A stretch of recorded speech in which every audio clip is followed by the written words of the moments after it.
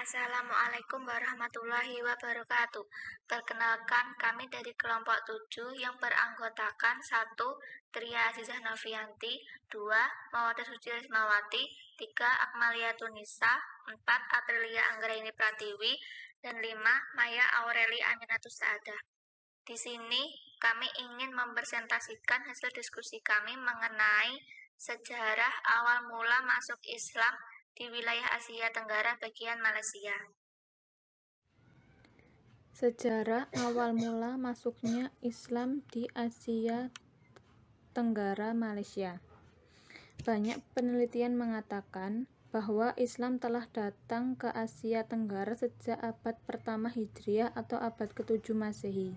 Asumsi sejarah ini diyakini oleh Arnold. Misalnya, ia mendasarkan pendapat sejarah ini pada sumber-sumber Tiongkok. Berita dari Tiongkok itu menginformasikan menjelang akhir abad ke-7 terdapat seorang pedagang Arab menjadi pemimpin sebuah pemukiman Arab Muslim di pesisir pantai Sumatera. Berita Tiongkok menyebutkan di masa dinasti Tang, tepatnya pada abad ke-9 dan ke-10, orang-orang Tasih sudah tercatat tinggal di daerah Kanton, Kanfu, dan Sumatera. Tasih adalah sebutan untuk orang-orang Arab dan Persia yang ketika itu jelas sudah memeluk Islam. Para dai yang menyebarkan ajaran Islam di daerah Asia Tenggara Malaysia yaitu 1. Sunan Bonang, 2. Sunan Derajat, 3. Sunan Kudus, 4. Sunan Kalijaga, 5. Sunan Gunung Jati, 6. Abdul Rauf Al-Singgili, dan 7. Malik As-Saleh.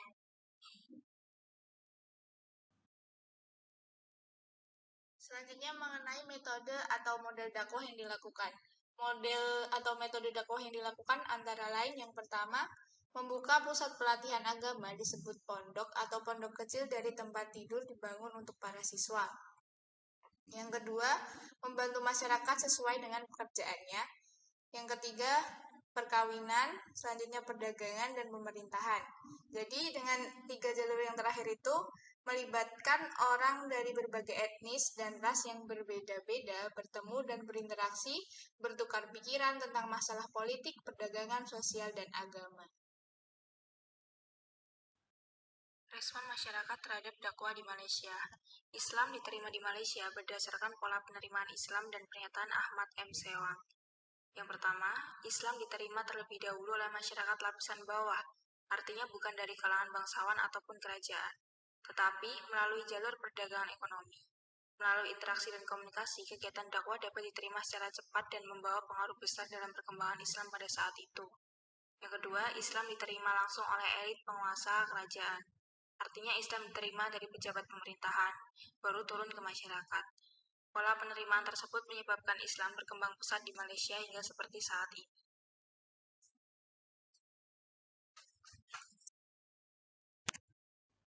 Kesultanan atau kerajaan Islam yang berkembang. Salah satu kerajaan Islam yang berkembang di kawasan Asia Tenggara adalah Malaka. Kesultanan ini diperkirakan berdiri pada tahun 1470 Masehi dan terletak di Semenanjung Malaya. Kesultanan Malaka ini mendapat pengaruh sejak didirikan para pedagang Arab, India dan Cina sekitar abad ke-14 dan ke-15. Kerajaan ini juga terletak di wilayah yang strategis karena dekat dengan jalur pelayaran dan perdagangan internasional. Kesultanan Malaka didirikan oleh para Meswara yang merupakan orang Melayu beragama Hindu keturunan Raja Sriwijaya. Para Meswara lalu mengganti nama menjadi Muhammad Iskandar Shah setelah masuk Islam. Setelah Muhammad Iskandar Shah, kepemimpinan kerajaan Malaka dipegang oleh anaknya yakni Sultan Muhammad Shah di tahun 1424 sampai 1444. Di masa kepemimpinannya, wilayah kerajaan diperluas ke seluruh Semenanjung Malaka. Setelah itu, ia digantikan oleh saudaranya yang bernama Sultan Mutawar Shah dengan cara dikudeta pemerintahan. Selanjutnya, pemerintahan dipegang oleh Sultan Mansur Shah, Sultan Alauddin Shah, dan terakhir Sultan Mahmud Shah. Pada masa kepemimpinan Sultan Mutawar Shah, Kesultanan Malaka menjadi pusat perdagangan antara timur dan barat.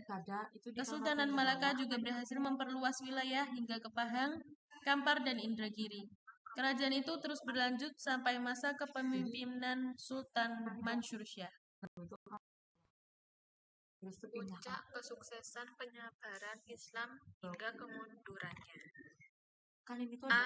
Puncak kesuksesan. Pertama, Islam menguasai 2/3 bagian dunia. Kedua, seluruh masyarakat dunia hidup dengan damai dan sejahtera. Ketiga, para wanita lebih dimuliakan dan terjaga kehormatannya. B. Puncak kemundurannya. 1. Pintu ijtihad ditutup. 2. Masuknya pemikiran barat atau sekulerisme. Ketiga, penghapusan bahasa Arab. Sekian presentasi dari kami. Jika ada kesalahan dan kekurangan, kami mohon maaf yang sebesar-besarnya. Wassalamualaikum warahmatullahi wabarakatuh.